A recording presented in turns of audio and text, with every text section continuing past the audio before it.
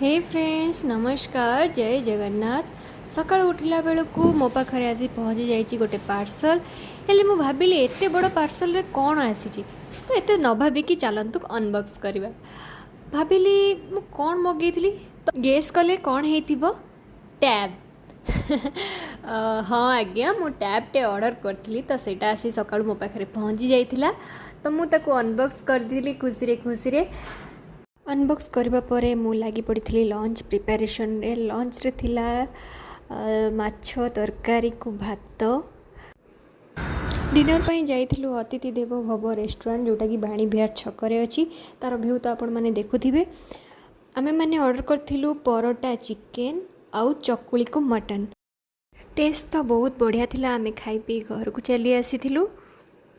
वीडियोटी भल लगी like share subscribe and comment निहाती करेंगे। रही जय जय।